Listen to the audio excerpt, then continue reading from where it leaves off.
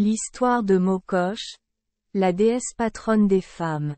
Mokosh est la protectrice des femmes et du féminisme, des mères et la déesse des récoltes, de la fertilité et de l'artisanat.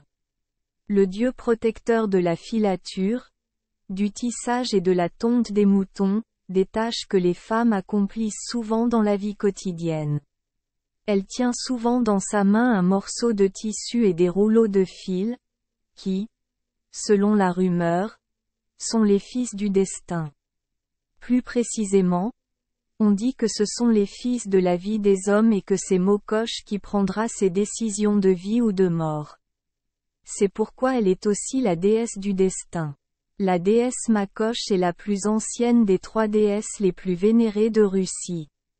Les 2 autres déesses sont ses filles Dolia et Nedolia. Avec le titre de « Grande-mère », Mokosh compte un grand nombre d'amants, dont les 2 dieux les plus puissants, le seigneur du ciel Perun et le seigneur des enfers.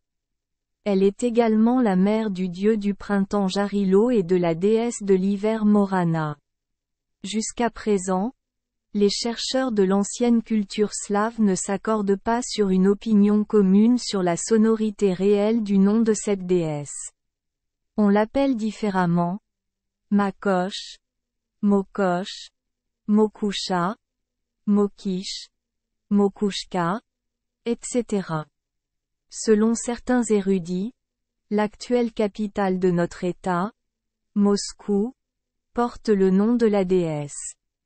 Mokos est la seule divinité féminine dont l'idole a été érigée par Vladimir le Grand dans son sanctuaire de Kiev avec les statues d'autres dieux majeurs, Perun, Or, Dasbog, Stribog et Simargl. Merci les enfants des Esperluette Croisillon 39. Avoir écouté des contes de fées au jour Esperluette Croisillon 39. 8. Espérons que les histoires apporteront aux enfants des moments heureux et significatifs. Si vous aimez notre chaîne, veuillez appuyer sur le bouton S Esperluette Croisillon 39. Abonner, pour ne manquer aucune histoire intéressante. Je vous souhaite une bonne nuit de sommeil et de beaux rêves. Rendez-vous dans la prochaine histoire.